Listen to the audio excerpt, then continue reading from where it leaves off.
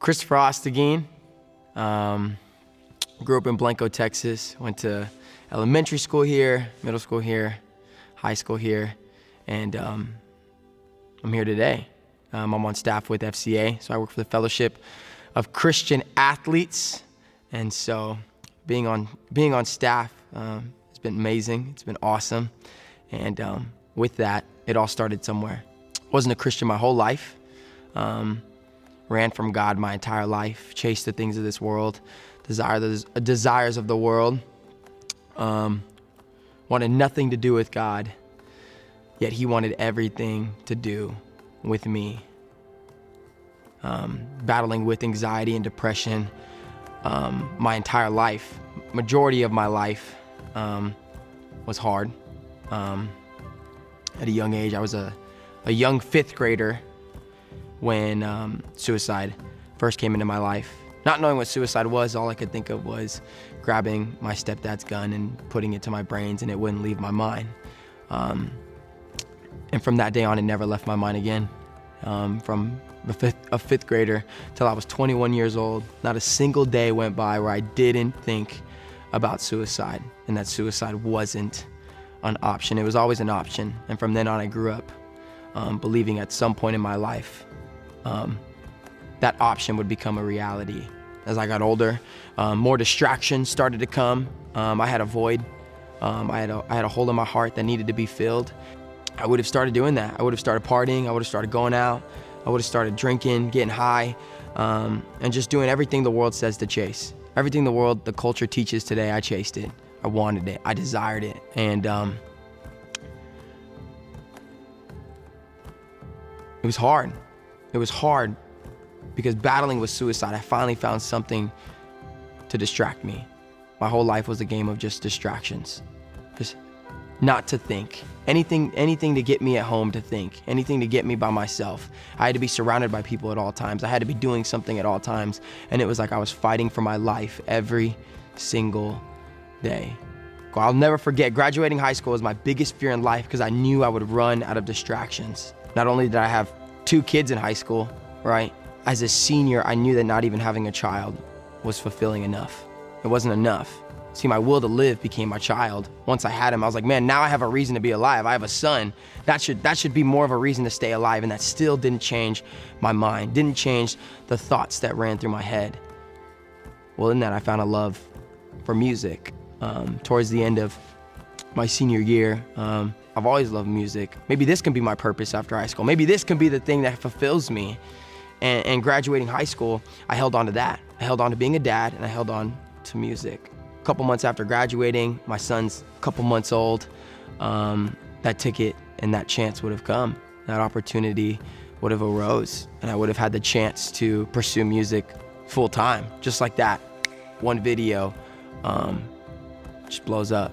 Went from 1,000 followers to 250,000 followers. 24 million likes overnight. And just like that, I'm able to have the attraction and attention I need to follow my dream, to fulfill my dream.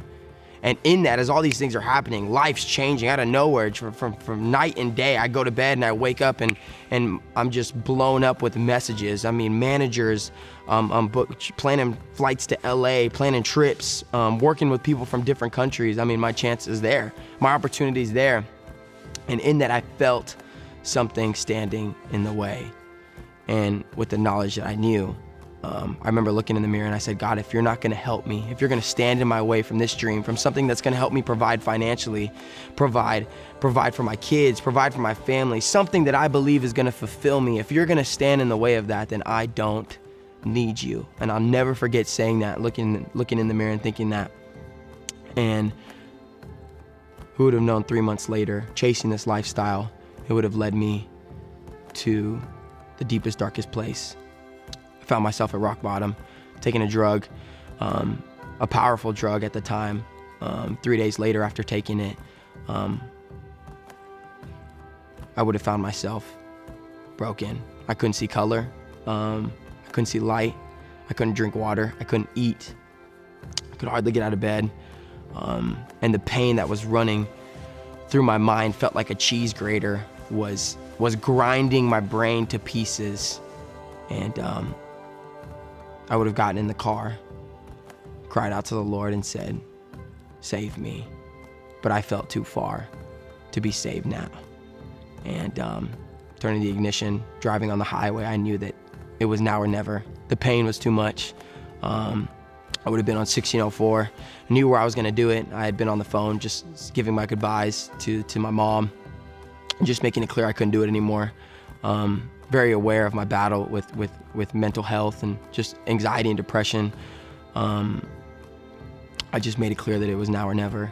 And in that, would have been on the highway, and as soon as I was about to end my life, as soon as I was about to do it, I mean, I knew it. My mind was made up. I knew where I was gonna hit. I knew the exact spot that was gonna do the job, going about 100 miles an hour, 8 o'clock at night. I knew it was time. And in that, as soon as I was about to do it, almost as if a cop car loses control. I've never seen a cop car lose control, and this cop car loses control and swerves right in front of me. And knowing that I was gonna end my life, I mean, you think, why would you slow down? Why would you stop? Why would you care? If it's a cop or not, if it's anyone or not. But for some reason I did. For some reason I slowed down. And for some reason that cop stayed in front of me from San Antonio all the way to San Marcos. And I'll never forget the family. There's a family, the Hardwicks. Just kind of told her a little bit what I was going through. And I just wanted to see them. And they would have dropped everything they're doing. I mean, I remember they were busy. I remember they had stuff going on, but they said, come over. I'll never forget Neil Hardwick looks at me, and the first thing he says was, Chris, that's not an option. It's not an option. Suicide's not an option today. And looking at him, thinking in my head, I mean, I'm thinking all this in my head. I'm thinking, you can't tell me that. You can't tell me it's not an option. I have felt this way my whole life, and I'm at my worst today. You cannot tell me that that's not an option. I have felt this way my entire life, and up to this point, my mind is made up. Not only did he say it was not an option, but he backed it up with scripture and told me all these things that the word says about me, what God says about me, how much Jesus loves me, and that there's a plan and a purpose for you. I remember thinking, you can't say that to me. And kind of closing that conversation, Neil's wife, Kelly, would have said, Chris, can you do this for us? Next Thursday, there's a college ministry in San Antonio. Would you be willing to go to that? It's just a college ministry. Would you be willing to go? It being Friday at the time, I was like, there's no way I can wait till Thursday. It's Friday. You're telling me to go another 6 days? I'm not going 6 days. I wanna die today. I can't make it to Thursday. And I never forget those 6 days were the hardest 6 days of my life. I tried to take my life 6 times in between. I mean, my mind was made up, and every time I tried to take my life, the first time I got pulled over, the second time my battery died. I mean, just thing after thing. And I remember just punching my steering wheel, crying out to the Lord, just let me go. I mean, I couldn't even make it to Thursday. But then Thursday came, the big day. I mean, I'm in tears, and I'm like, God, if you are who you say you are, if you're real, if you're really out there, now's your chance. This is all you get, because after tonight, I'm done. And as I get to this college ministry event, I walk in, nothing's changed. I'm sitting there by myself. I don't know anyone. People start walking in. I sit in the back by myself. And as worship kind of starts, I'm just sitting there, and I'm like, nothing's changed. I should just leave right now. And as worship continues, as more people start to walk in, I start to get these glimpses, just like these glimpses of like my childhood out of nowhere, like a 30-second clip of just my childhood and this joy when I was a kid. Like I just started picturing myself as like a kid and seeing these people walk in. I just remember being like a kid again. And as I'm seeing all these people walk in, I start to just envision that. And I start to get these like glimpses of joy, like just these sneak peeks that are just like hit me. And out of nowhere, I just start hearing the words of worship, and I start to just sit there and look, and I just feel this peace. Like I just get hit with this peace, and out of nowhere, I just get hit with this breath, like this breath of life that I'd never experienced, this joy that I never experienced in my entire life. This love that I had never experienced. This capability, this peace for me to sit still. I mean, I hadn't sat still in years. Even before, I hadn't sat still ever. I couldn't function. I had to be doing something, and I could just sit and listen. I mean, I remember not even listening. I don't remember a single thing that this pastor said. I remember just sitting there and thinking to myself, I can sit in peace right now. And I remember having this peace as the service ended. I remember having this peace where I could get up and I was like, why do I not feel the same that I felt 45 minutes ago? I mean, it felt like there was a knife in my brain, and now I have peace. And I remember walking down the steps. I mean, no one knew. I mean, I'd bawled my eyes out whole service pretty much. No one knew me. And I remember walking out being like, man, I really enjoyed that. That was awesome. That was great. Like, I love that. I'll never forget. That was one of the first times God really just spoke to me. And I was like, man, I want to come back. And God was like, did you really love that? And I was like, yeah. He was like, did you really enjoy that? I was like, yeah. And he was like, well, then you got to be alive to come back. And I was like, okay, God, I'll fight till the next Thursday, and the next Thursday, and the next Thursday. And in that every day, the next day was so hard. It wasn't easy. And the day after that was even harder. It wasn't easy. But that 30 seconds was enough. Just enough. And on that third day, I remember feeling like, whoa, things are getting better. And every day, things just got better and better and better and better. And 3 weeks come along, and I'm like, boom, shabam, we're good. I'm out. Like, how did you do that? Still struggling with some things. I remember being like, man, this is it. I did it. Like, God, you did it. You got me out of this. Now I can stop going to church. Now I can stop, going to Common Ground. Now I can stop, doing the Jesus thing. I was like, I can stop doing those things now. Like, I can go less. I saw what you can do. Thanks, right? Maybe now I can start, go back to real life. Now I can get back into the real world. 3 weeks later, my mind, I'm like ready to get comfortable. I'm like, all right, let's go back. Let's go back into the world. And in that, my friend, I would have got a text that said, my friend had passed away in a car accident. And after the funeral, I'll never forget, we're all sitting together. I got my mom, my brother, and I. And afterwards, it ends. Everyone gets up. We're going back to his parents' house afterwards. And we get up, and my brother looks at me and goes, I hate Christians. I hate God. I hate the church.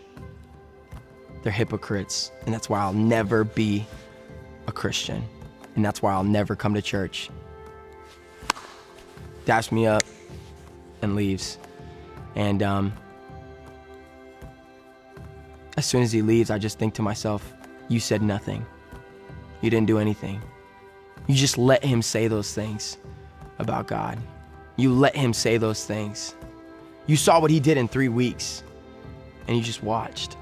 And I remember thinking to myself, like, why, God? Like, why would I let him say those things about you? With the knowledge that I knew, how could I let him say those things about you, with what I've seen you do? Why did I not defend you? And I remember God said to me in that moment, God literally said, Chris, do you really love your brother? I was like, yes. He was like, Chris, I need you to know this. There's nothing you could have said to change his mind. There's nothing you could have done to make him think differently. But do you really love your brother? I was like, yes, I do. Do you really want to see him change? Do you really want to see him know me? I was like, yes, more than anything in the world. My whole family to know you, God. He was like, then change you. Change you. See, Chris, you saw what I can do in 3 weeks. Imagine what I can do in a lifetime. I remember thinking to myself, God, you're right. I have failed my entire life. Everything up to this point, I have failed. Everything I've tried to achieve, everything I've tried to find purpose in, all my success in all the things in the world, in sports, trying to find my identity in girls, in drugs, and alcohol, and partying, and friends, and all these things in my job, all these things I tried to find purpose in to this point had failed. God said, Chris, for once in your life, give me a chance. For once in your life, give me an opportunity. You saw 3 weeks of what I can do and you're ready to get comfortable. You saw 3 weeks of what I can do and you're ready to get back into the world. Chris, you saw 3 weeks. Give me a lifetime and watch what I can do. And in that moment, I said, all right, God, you don't have 10% of me, 20% of me, 30% of me. God, I give you 110% of me.